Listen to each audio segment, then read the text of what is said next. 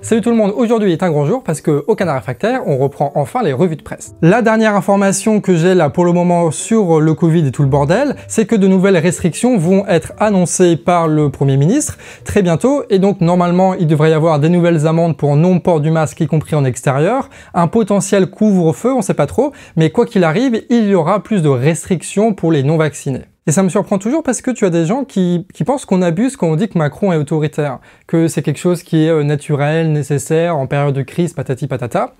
Déjà, c'est quand même bizarre de trouver que quelque chose est naturel et nécessaire en politique, il faut se poser des questions.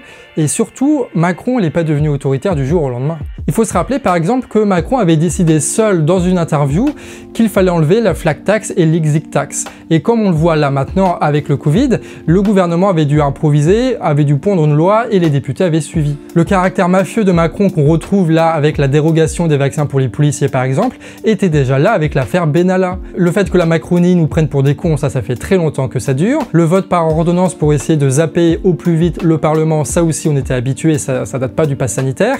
Et le manque de vaccins et de doses résulte de la corruption, faute d'avoir laissé Sanofi détruire nos lignes de production et notre recherche. Ça veut dire que ces gens-là, ils ont quand même voté l'obligation vaccinale alors qu'il n'y avait pas les doses en stock. Et ça, c'est des experts, hein. C'est vraiment la top de la technocratie, des experts, de la start-up, de tout ce que tu veux. On a vraiment les meilleurs d'entre nous, hein. Castex, c'est celui qui a organisé le déconfinement, c'était le monsieur Covid, tout ce que tu veux. Et ils ont mis l'obligation vaccinale alors qu'il n'y avait pas les doses.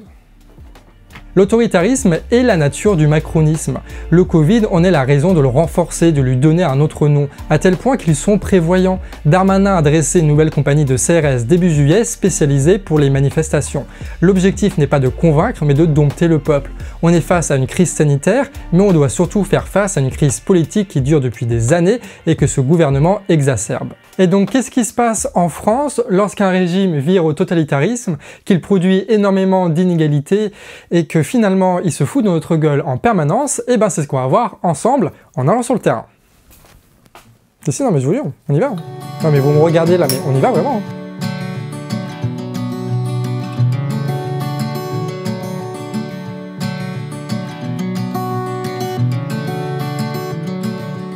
À quelques personnes, on s'est dit on va essayer d'organiser quelque chose sur l'Agnon vu qu'on est dans des villages isolés et que c'est pas facile de se mobiliser dans les grandes villes. On a lancé un petit appel comme ça sur nos réseaux. Moi je suis gilet jaune, j'ai envoyé sur le réseau les gilets jaunes. Il y en a quelques-uns qui ont répondu, on s'est dit bon ben on se réunit tous les soirs dans cette semaine par rapport au vote de la loi. Le premier soir, il y en a 3 qui sont venus. Le deuxième soir, on était 10. Avec ces 10 là, on a décidé d'envoyer une... C'est la galère. Désolé. Ah oui. C'est l'arnaque. Démarque-toi mon frère. Démarque-toi. Démarque-toi et démarque. Autant les chevaliers, bien sûr, les aiguillés et même les esprits. Et sur ton panneau, il y a marqué quoi? Donc il y a marqué vaccinés, non vaccinés, même combat contre les mesures liberticides, contre la casse de nos droits. Refusons de présenter le pass ou de le contrôler. Le problème n'est pas entre vaccinés et non vaccinés, le problème il est dans les attaques que fait Macron contre le peuple en fait. Ouais, merci à toi. Bon, bah de rien. Ouais. Et sinon, tu as l'affaire Pegasus qui est sortie récemment. En gros, c'est le Maroc qui a demandé à une entreprise israélienne d'espionner énormément de personnes, et notamment les membres du gouvernement français, des journalistes, des ministres et des députés. Faut dire aussi que la Macronie est un peu bête là-dessus. Macron avait annoncé par exemple qu'il discutait avec le prince d'Arabie Saoudite avec un portable sécurisé, oui, mais avec l'application WhatsApp, une application états-unienne détenue par Facebook et connue pour son manque de sécurité. À l'Elysée, ils ont bien tenté de développer un logiciel pour essayer d'être plus chiffré, tout ce que tu veux, mais manque de peau, il s'est fait infiltrer en 1h15 par un chercheur en cybersécurité. Mais ce qui est intéressant à remarquer, c'est que tu n'as pas en fait de système de sécurité fiable quand tu as un téléphone portable qui est sous Android ou sous iOS et qui appartiennent à une entreprise états-unienne, quoi. Je veux dire, quand tu as les États-Unis dans ta poche, faut pas s'étonner si à un moment donné tu te fais espionner par les Israéliens. Mais surtout, ce que je trouve incroyable dans cette histoire, c'est le 2 poids, 2 mesures. On se souvient de Mediapart, par exemple, qui avait révélé que Bernard Arnault, avec la complicité de l'État, avait espionné Fakir. C'est l'affaire Squarcini qui n'avait pas eu autant de couverture médiatique. En 2016, Wikileaks révélait des documents montrant que la CIA a espionné les principaux partis politiques français en 2012. La NSA a, elle, espionné toute la France, ses leaders et ses entreprises depuis à minima 20 ans, mettant sous écoute toute négociation et tout contrat d'un montant supérieur de 200 millions d'euros. Le média fondé par Julian Assange a publié à la même année des documents et des programmes informatiques utilisés par la CIA qu'ils ont nommé projet Vault 7, qui prouvent que les États-Unis sont en capacité d'espionner tous les ordinateurs, téléphones, navigateurs web téléconnectés, tout en brouillant les pistes pour faire passer cette attaque comme étant d'un autre service, notamment les Russes. Je dis ça, je dis rien. Et là, c'est pas juste une enquête un peu obscure dont on n'a que les conclusions que les journalistes ont bien voulu nous donner. Là, on a tous les documents, toutes les preuves. Et ça aurait dû déboucher sous plein de trucs, notamment le développement d'outils et d'infrastructures pour se protéger d'espionnage venant des États-Unis. Ça aurait dû déboucher sur l'évaluation des programmes qui ont été fuités par Wikileaks, sauf que tu n'as eu aucune conséquence diplomatique. Et Hollande n'a fait qu'une seule chose, il a dit que c'était pas bien pendant une journée, et puis bah c'est tout quoi. C'est tout, en vrai. Ils ont juste dit que c'était pas bien. Et ça a continué de plus belle, et on se retrouve aujourd'hui avec un président qui utilise WhatsApp. C'est pour vous dire là où on en est, quoi. La question n'est pas de savoir qui espionne qui, puisque visiblement en France c'est open bar. La vraie question c'est de savoir pourquoi est-ce qu'ils laissent faire. Pourquoi aucune mesure n'est prise. Pourquoi la souveraineté de la France est bafouée à ce point, ainsi que la protection des données de tous.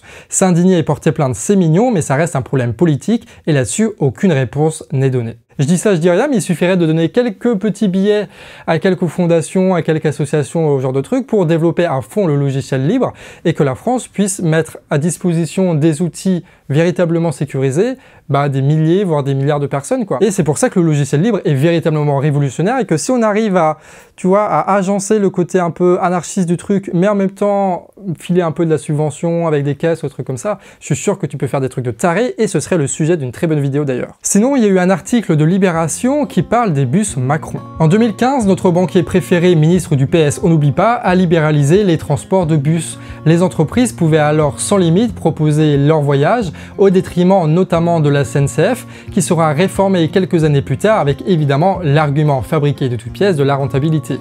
France Stratégie l'avait alors affirmé. La libéralisation du bus va créer 22 000 emplois. Au bout du compte, 6 ans après, la libéralisation a créé seulement 2 000 emplois, sans préciser combien ça en a détruit à côté. Et l'ensemble du secteur a quasiment fait faillite. Il reste que 2 entreprises qui font des trucs comme ça, sauf qu'ils sont déficitaires et qui se partagent aujourd'hui le marché sans vraiment se concurrencer.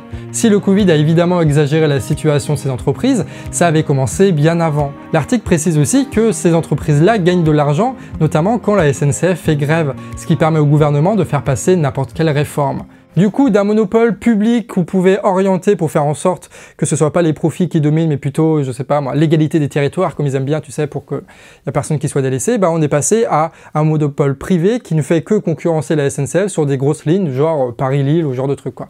C'est tout. Voilà, c'est un monopole public qui est devenu un monopole privé. Et ça n'a pas vraiment répondu à la question non plus de comment est-ce qu'on peut transporter des personnes à prix abordable et de manière peut-être plus écolo que des putains de bus, quoi. Et c'est là où le rail et le train, il y a plein de choses à penser, quoi. Vraiment. Et pendant qu'Emmanuel Macron était en train de donner la Légion d'honneur à l'Allemand et au préfet de Nantes qui a géré l'affaire Steve, on a appris énormément de choses sur les inégalités en France et notamment sur les plus riches avec de nombreux articles dans la presse. Enfin, nombreux. Tout est relatif, mais quelques articles dans la presse, c'est déjà ça. Déjà avec l'INSEE qui a étudié le CAC 40 et qui est arrivé à cette conclusion. Le CAC 40 a détruit 246 300 emplois en 10 ans seulement, et c'est bien au CAC 40 que Macron offre des milliards tout en refusant de les taxer, notamment sur les dividendes. Au final, malgré la crise, ou grâce à la crise, les patrimoines des 500 plus grandes fortunes de France ont bondi de 30% avec une augmentation du nombre de ces milliardaires. Ce qui a fait réagir l'association ATA qui a dénoncé le laisser-faire de l'État face à l'enrichissement des plus riches, alors que le pays paye le prix d'un sous-investissement dans les recherches, les hôpitaux et les infrastructures. Ils ont accroché une banderole géante sur le siège d'LVMH et ils ont mis de la gouache sur la Seine-Maritime, ce qui a scandalisé toutes ces personnes qui ne trouvent pas scandaleuse que des milliardaires et des entreprises qui font énormément de bénéfices font de l'évasion fiscale au cœur de l'Europe. Leur revendication à ATA était simple, une taxe sur les 1% les plus riches de France et sur les bénéfices en temps de crise pour enfin financer ce dont on a terriblement besoin aujourd'hui. C'est une référence à OpenLux qui a montré que les grandes fortunes françaises planquent leur pognon dans les paradis fiscaux.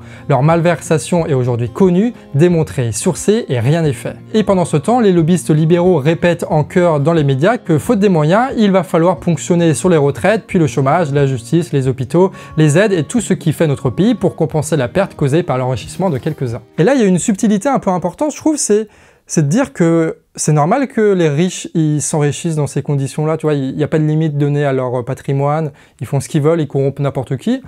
Du coup, c'est logique en fait, c'est des mecs qui sont un peu tarés, tu sais, c'est des milliardaires qui sont bouffés par le fric, donc s'ils ont l'occasion de se faire du fric, ils vont la faire. Et c'est même pas ça qu'il faut reprocher, tu vois, c'est le système qui permet à ces tarés de s'enrichir encore et encore. D'ailleurs, on ne peut pas critiquer la gestion Covid de Macron sans omettre ce détail. C'est parce qu'il défend totalement aujourd'hui l'intérêt des plus puissants qu'il peut se permettre d'être autoritaire tout en gardant le soutien des médias. Et en dernier recours, c'est bien ces médias et les flics qui font le taf d'imposer une décision présidentielle. Et alors que le débat est en train de virer là pas mal sur le côté autoritaire, tout ça, et c'est tant mieux, c'est compréhensible vu le contexte, il faut pas oublier que Macron est avant tout le président des riches. Et c'est parce qu'il est le président des riches qu'on est là dans la merde et qu'il y a cette réponse autoritaire. Donc il est avant tout le président des riches, avant d'être le président par exemple de l'obligation vaccinale. Autre actualité, on vous tient au jus par rapport à notre ancienne vidéo sur Nestlé. Une pétition est en ce moment en circulation pour obliger à nettoyer les décharges de plastique et à abandonner les poursuites contre les lanceurs d'alerte. Je vous mets évidemment le lien en description. Le Vent se lève a écrit un article sur l'histoire de l'euro qui mena à la tragédie qu'on connaît aujourd'hui avec la monnaie unique et avec la douloureuse fuite en avant vers une impossible Europe rêvée comme fédérale par quelques technocrates. La Relève et la Peste revient eux sur une occupation de 15 hectares sur des terres agricoles au Pays Basque par des paysans eux-mêmes. Ces terres ont été achetées 4 fois leur valeur par une millionnaire qui veut y installer des chevaux, ce qui montre bien l'inégalité d'accès à la terre et les conséquences de la spéculation sur l'autonomie alimentaire d'une région. Enfin, Bastamag nous parle, eux, du glyphosate pour faire le point sur la controverse entre les différentes études et les différentes mesures prises par les administrations européennes et françaises. Par rapport à l'Amérique latine et à tout ce qui s'est passé, notamment à Cuba avec les manifestations et compagnie, on va en discuter, mais un peu plus tard dans la semaine ou peut-être début de la semaine prochaine pour se mettre au clair là-dessus parce que tu as beaucoup de choses à dire, donc on va prendre notre temps. Si cette vidéo t'a plu, n'hésite pas à commenter, à partager et si ça t'a vraiment plu, à participer au financement du canard. Donc là, c'est juste pour se financer pendant 1 an, histoire de recruter des personnes, racheter du nouveau matos, histoire qu'on puisse monter en puissance, comme diraient d'autres médias, pour les présidentielles, là où tout le monde va s'intéresser à la politique. Bon, comme tu as remarqué, il y a eu beaucoup de vidéos là et on devait faire cette revue de presse, mais elle est un peu plus courte que d'habitude parce qu'il faut se reposer un peu quand même. Et j'espère que ça t'a plu, ce petit truc de mélanger un peu le local et le national, de mettre un peu ce qui se passe à Lannion, à Guingamp et compagnie, pour te montrer que y a des choses qui sont possibles au-delà de l'analyse politique, et il y a même des choses qui sont nécessaires, c'est la mobilisation, et que c'est quand même plutôt cool de se revoir ensemble en vrai, plutôt que par commentaire ou par vidéo interposée. Sur ce, on se revoit pour de prochaines vidéos, des bisous.